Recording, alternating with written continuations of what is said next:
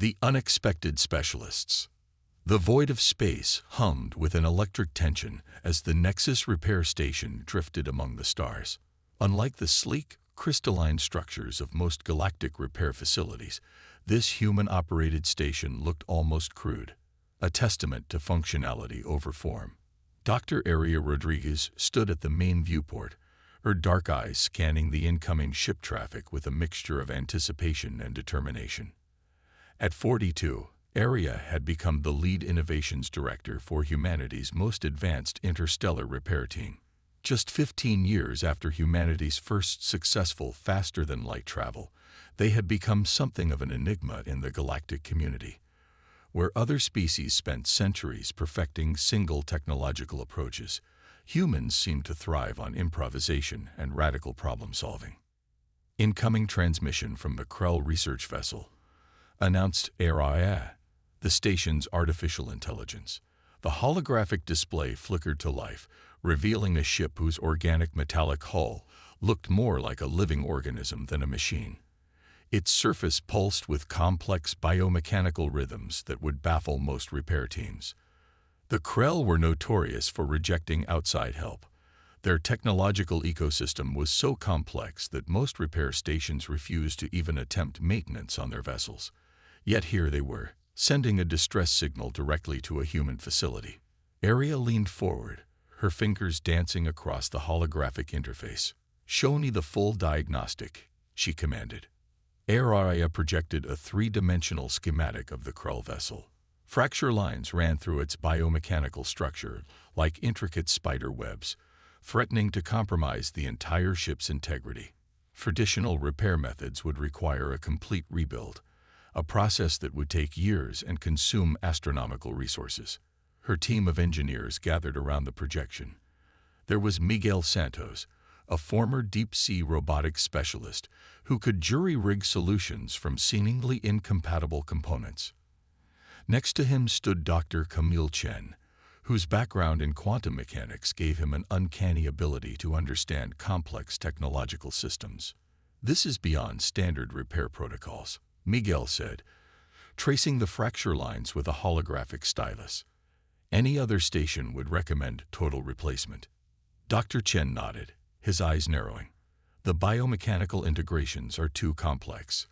The Krell don't just build ships, they grow them. Each vessel is unique, almost like a living organism." Aria smiled. This was exactly the kind of challenge that humans excelled at. Where other species saw impossibility, humans saw an opportunity for creative problem-solving. "We're going to do something different," she announced. "We're not going to repair this ship by their standards. We're going to repair it by ours." The team exchanged knowing glances. It was a quintessentially human approach, adaptable, unconventional, borderline audacious. The Krell communication channel crackled to life. A translator converted the complex harmonics into standard communication protocols. The alien representative's voice carried a mixture of desperation and skepticism. "Your species has been part of the Galactic Confederation for less than 2 decades," the Krell representative stated. "Our ship's biomechanical infrastructure requires centuries of specialized knowledge. We have been denied repair by 3 advanced civilizations." Aria's response was calm and direct. "With all due respect, being denied is not the same as being impossible to repair." What the Krell didn't understand was that humans viewed challenges differently. Where other species saw rigid technological boundaries, humans saw puzzles waiting to be solved.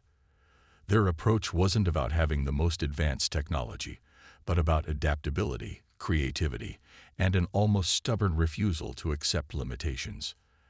As the Krell vessel drifted closer to the Nexus repair station, no one on board knew they were about to witness something unprecedented, a repair method that would challenge everything they understood about technological maintenance. The stage was set for a repair mission that would echo through galactic history, a moment that would begin to reshape how advanced civilizations viewed the newest members of their interstellar community. Humanity was about to show the galaxy that innovation knows no boundaries. First contact of exceptional repair. The Krell research vessel hung in the docking bay like a massive, breathing organism, Its biomechanical hull pulsed with intricate rhythms, a living testament to the complexity of alien engineering. Dr. Aria Rodriguez and her team approached the ship with a blend of scientific curiosity and calculated confidence. Initial scans are showing complete systemic degradation, reported Dr. Camille Chen, his holographic displays flickering with complex data streams.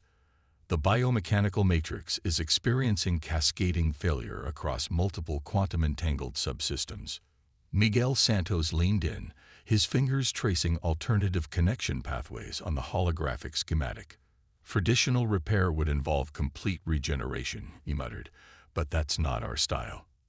The Krell Repair Overseer, a biomechanical entity that was part organic, part machine, watched with barely concealed skepticism. Its translucent neural tendrils pulsed with what could only be described as technological doubt. Your species lacks the fundamental understanding of quantum biointegration. It communicated through the station's translation matrix. Our vessels are not machines. They are living ecosystems. Aria stepped forward, her stance radiating quiet determination. Living ecosystems adapt, she responded, and adaptation is our specialty. The team began their unconventional approach. Where other repair teams would have used precise, rigid tools, the human engineers brought an arsenal of seemingly mismatched equipment. Quantum resonance modulators sat alongside bioadaptive nanofabricators. Organic computing interfaces were jury-rigged with quantum entanglement stabilizers. Miguel's background in deep-sea robotics proved crucial. He recognized patterns of systemic stress that mirrored the complex ecosystems of Earth's deepest ocean trenches. The Krell vessel's biomechanical structure wasn't so different from the self-repairing coral reef systems he'd studied years ago. "We're not going to repair this ship," Miguel explained to the bewildered Krell overseer. "We're going to help it heal itself." The process was anything but linear. Where alien repair protocols demanded precision and predetermined steps, the human team embraced controlled chaos. They introduced adaptive nanoagents that could read and respond to the ship's quantum signatures. These microscopic machines didn't just repair. They learned, adapted, and collaborated with the ship's existing biomechanical infrastructure.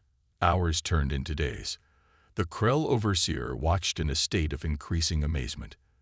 The human team worked in fluid synchronization, constantly communicating, constantly adjusting.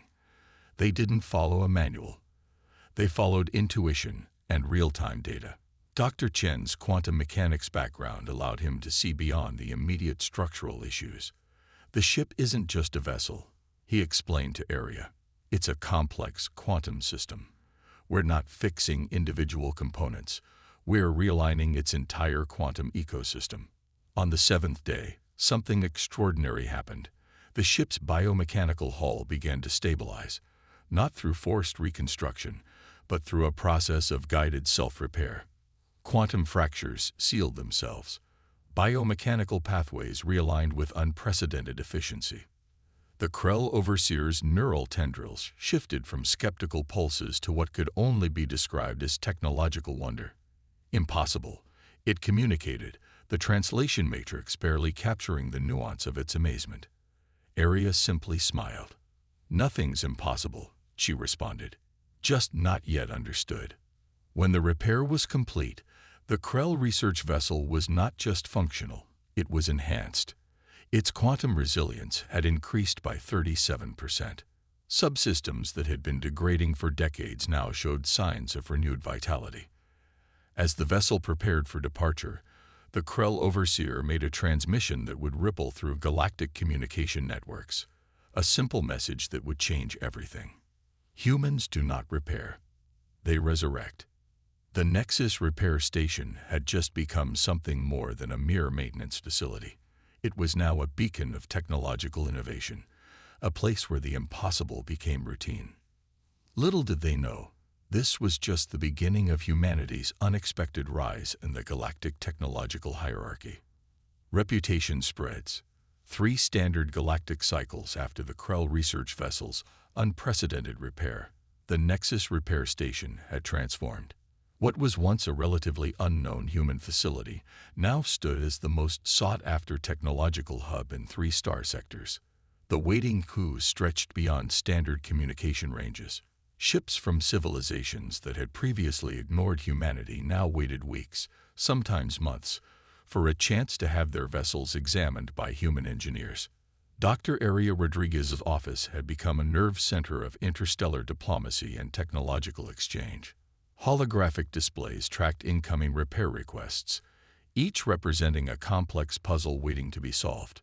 Political representatives from various alien confederations now routinely visited the station, their initial skepticism replaced by a mix of curiosity and barely concealed desperation. The Zenthuri Diplomatic Corps is requesting an emergency repair for their primary exploration vessel, reported ARIA, the station's artificial intelligence.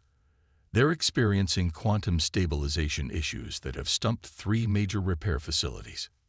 Miguel Santos reviewed the preliminary scans, his fingers dancing across holographic interfaces. Quantum destabilization in their primary drive core, he muttered.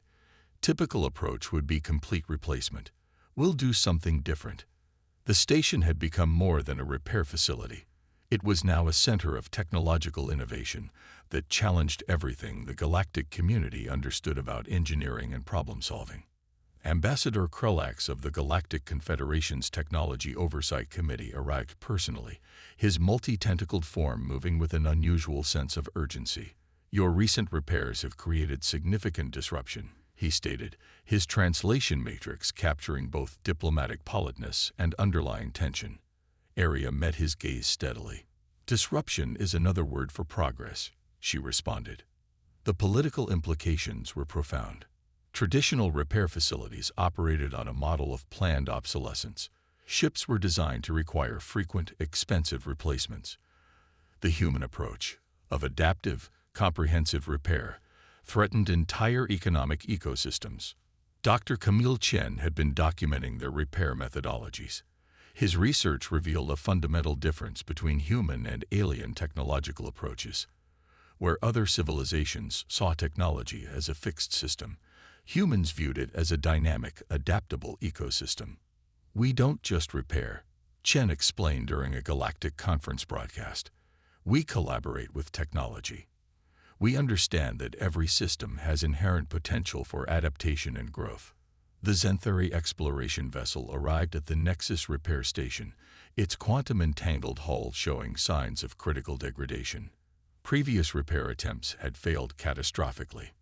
The ship's commanding officer, a crystalline entity named Zeralin, approached the human team with a mixture of hope and resignation. "Our vessel contains technological archives spanning 3 millennia," Zeralin communicated. "Conventional repair would mean total data loss. Our civilization's collective knowledge is contained within these quantum matrices." Miguel and Dr. Chen exchanged a knowing glance. This was exactly the kind of challenge that defined human innovation. Their approach was anything but conventional. Instead of treating the quantum matrices as a fixed system, they introduced adaptive quantum stabilization algorithms. These weren't just repair protocols. They were living, learning systems that could understand and integrate with the ship's unique technological ecosystem.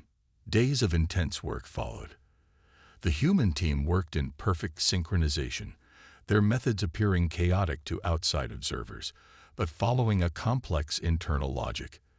They didn't just repair the ship, they helped it heal, adapt, and ultimately strengthen itself. When the repair was complete, the Zenthuri exploration vessel wasn't just functional, it was enhanced. Quantum matrices that had been degrading for centuries now showed unprecedented stability. Technological archives that would have been lost were not just preserved but reorganized with increased accessibility. Zeralin's communication carried an emotional depth rarely seen in crystalline species. "You have not just repaired a ship," the entity transmitted. "You have rescued our civilization's memory." The galactic communication networks buzzed with the news. Humans, a species that had only recently achieved faster-than-light travel, were rewriting the fundamental understanding of technological repair and innovation. As repair requests continued to pour in, One thing became clear.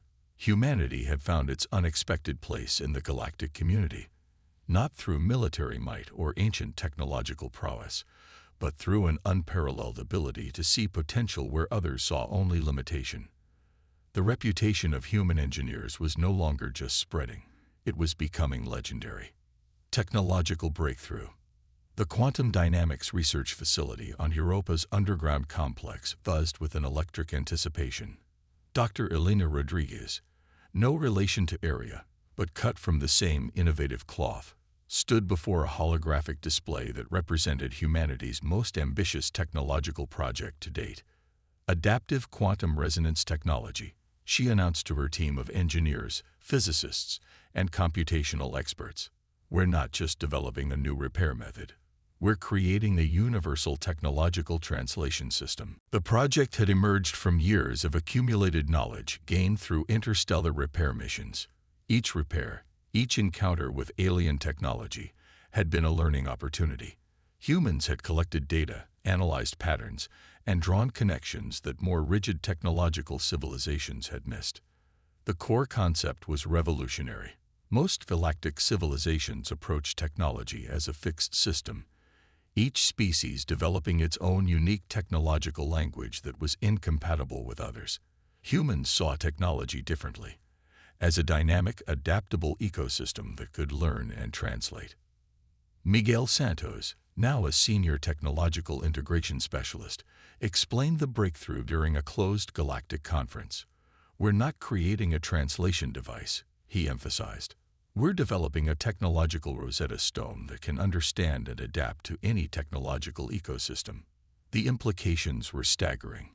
Imagine a technology that could interface with any alien system, understand its fundamental operational principles, and then communicate or repair across seemingly impossible barriers.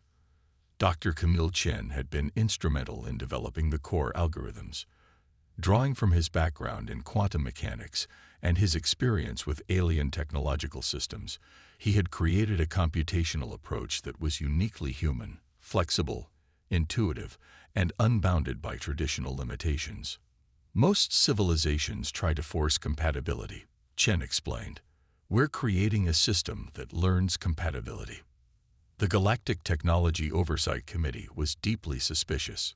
Representatives from the most advanced technological civilizations, the crystalline Vexnar, the quantum-integrated Zenthuri, the biomechanical Krell, gathered to assess this human innovation. Ambassador Krelax, now a grudging admirer of human technological approaches, presented the initial findings. The human proposal challenges every existing technological paradigm, he communicated. It suggests a level of technological adaptability we have never encountered. The breakthrough came during a live demonstration. The human team connected their adaptive quantum resonance prototype to a collection of technological artifacts from different galactic civilizations. These were systems that had previously been considered completely incompatible, technologies separated by millennia of independent development. What happened next left the entire galactic conference in stunned silence.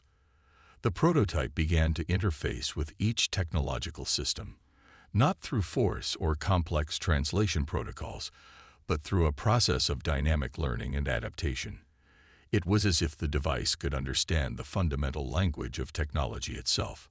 A Vexnar quantum archive, dormant for centuries, suddenly became accessible. A Zenthuri computational matrix, considered irreparably fragmented, began to reorganize itself. A Krell biomechanical system that had been non-functional for generations started to show signs of potential revival. Dr. Elena Rodriguez watched the holographic displays with a calm smile. This wasn't just a technological achievement. It was a statement about humanity's approach to problem solving. We don't see barriers, she said quietly. We see opportunities for connection. The galactic representatives struggled to comprehend the implications. This wasn't just a repair technology. It was a potential bridge between civilizations, a way to understand and communicate across the most fundamental technological differences. Ambassador Krelax's communication carried a mixture of awe and something close to respect. Humans do not just repair technology. The translation matrix conveyed. They understand its fundamental nature of possibility. As the demonstration concluded, one thing became crystal clear. Humanity had just changed the technological landscape of the galaxy forever. Not through military might, not through ancient knowledge, but through an unprecedented ability to see potential where others saw only limitation. The age of human technological innovation had truly begun. The galactic turning point. 10 standard cycles had passed since the adaptive quantum resonance technology demonstration. The galaxy had transformed in ways no one could have predicted, with humanity at the unexpected epicenter of a technological renaissance. The Galactic Confederate Assembly convened on the neutral diplomatic station Harmony Prime. Representatives from hundreds of civilizations gathered, their diverse forms a testament to the universe's incredible complexity. At the center of the massive circular chamber stood Dr. Elena Rodriguez, humanity's lead technological ambassador. "We're not here to replace existing technologies," Elena began, her voice calm and clear. "We're here to help them communicate, grow, and evolve." The story of human technological innovation had become legendary. What began as a simple repair station had evolved into something far more profound.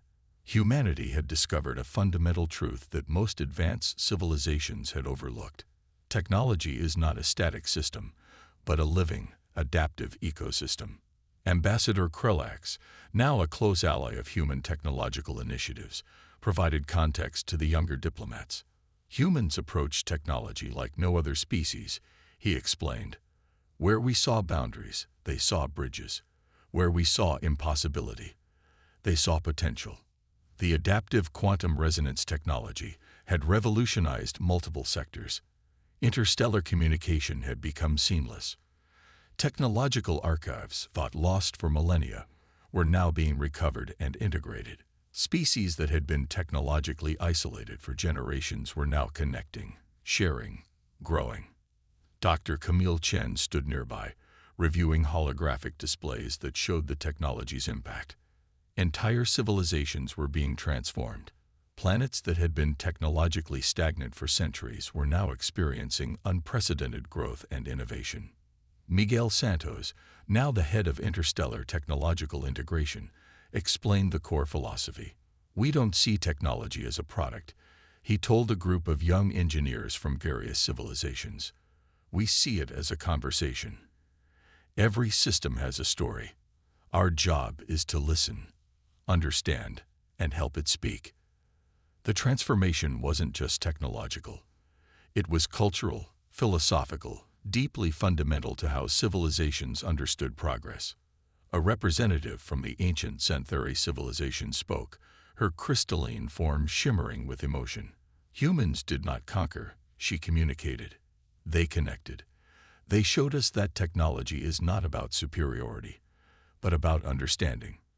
The Galactic Confederate Assembly was preparing to vote on an unprecedented resolution. Humanity would be granted a unique status, not as a military power, not as an economic force, but as the galaxy's primary technological mediators. Elena Rodriguez understood the weight of the moment. This wasn't about human achievement. It was about a fundamental approach to problem solving that recognized the potential in every system, every challenge. "Our greatest technology," she said, looking across the assembled representatives, "is our ability to see beyond what is and imagine what could be." As the vote was tallied, something remarkable happened.